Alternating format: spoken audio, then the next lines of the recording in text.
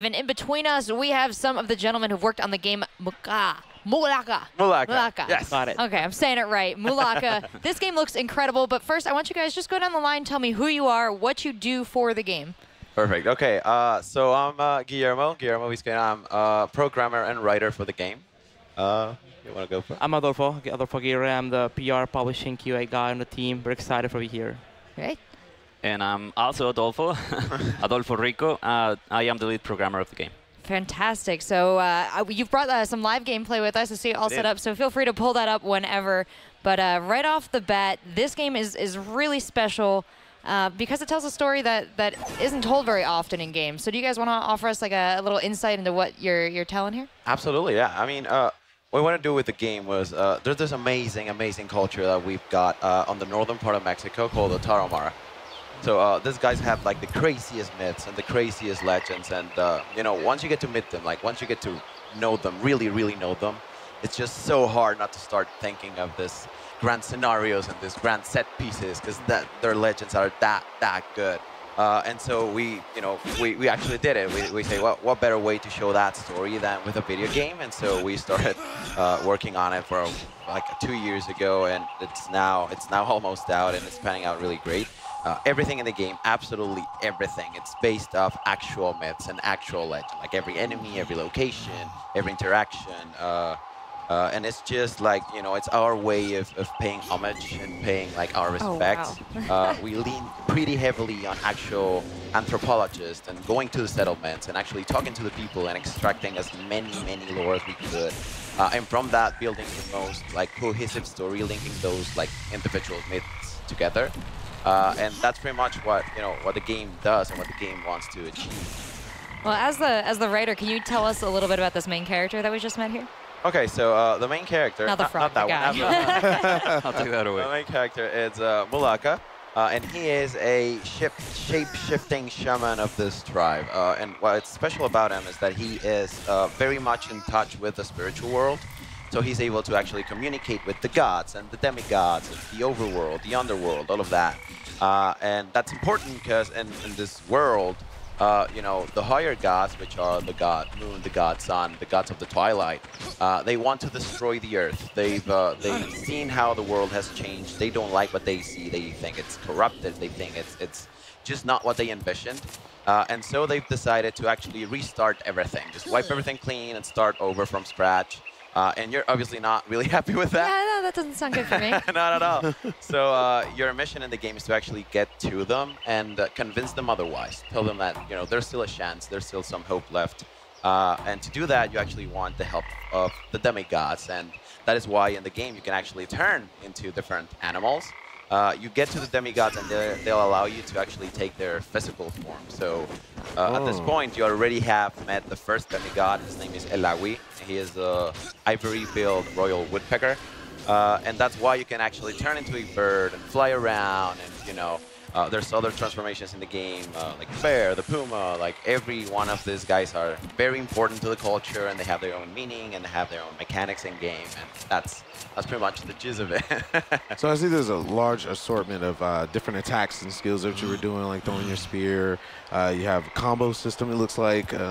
Is there different weapons he uses, or is he's just with the spear the whole time? Is there a progression that you get more skills? Yeah, absolutely. I mean, you have, obviously, I mean, for this guys, it was very, like, the spear is the iconic, like, weapon. But absolutely, you can do some upgrades to your weapons, to your skills, you can also turn, like, some of those transformations actually have some benefits within combat. For these guys, you know, it's very important. They're in touch with nature. So in the game, you can actually harvest herbs and craft potions from them. Oh, so there is crafting. Yeah, absolutely. Oh. Yeah, I'll go do that. There we go. So one of the things about Mulaka, he's so unique looking. How does his appearance relate to the culture story that you're trying to tell? You know, for the spotted look, it's a very traditional ceremonial kind of like outfit or look for like these guys. I mean, everything. Again, it's really based off like actual stuff. Yeah, it's fantastic. So you know, the character really imitates what an actual warrior from this tribe would look like if, you know, all of this would have happened like in the real world. So as he navigates through here, what do you use as the storytelling elements so we can really, you said part of the goal was so we can learn about this culture. How much do you think we are going to learn? Oh, I hope a lot. I mean, again, every interaction I have with NPCs and like with the actual world really lets off a little bit of the lore. Now, obviously, the game is a game, and it's a game first, and it has to be fun. It has to move great. It has to have good combat and whatnot. But also, like things like this, like we have descriptors of, this particular enemy comes from this particular legend, and they have this particular like specific characteristics, and that way you can learn a little bit about them in game, and it turns into something useful in game. But also, because it's actually based on something real, you get to learn a little tiny bit about them. And at the end of the game, our mission is for you to have fun, a lot of fun.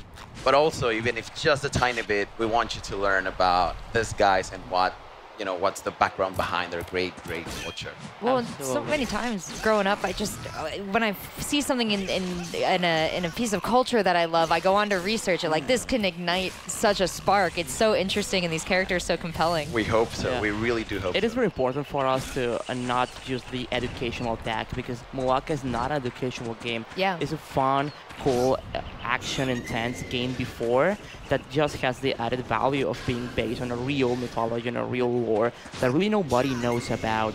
So even if you're the kind of a person who doesn't really care much about the culture, I mean, you will have fun with this game because it's an action game. There's puzzle solving, there's exploration, there's characters, there's a good story in it, and we just added the mythology behind all of this so that by the end you will be like, wow, so all of this is a real legend, it's a real mythology, these people exist, and these are real places somewhere in the world.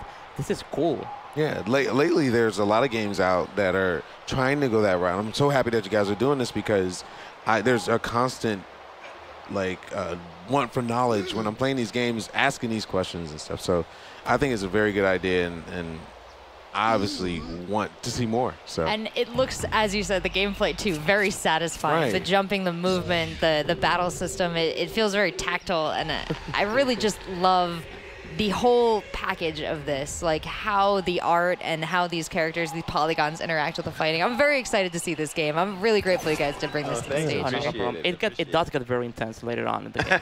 Yeah, it looks like it with all the transformations that are available. Absolutely, And you only increase that library. Well, guys, there's so much more about this game for viewers and gamers to find out. Where can they do that? Please. So they can just go to our website. That's lienzo.mx. It's lienzo.mx. You can just search for Mulaka everywhere. There's a lot of info on social media and stuff, and it's coming early 2018 to the Nintendo Switch, Xbox One, PlayStation 4, and PC. Every platform. Everywhere. That's fantastic. Thank you guys so much for bringing us this game. DJ Tech Live, thank you for helping me out here. Thank guys, you. we are just kicking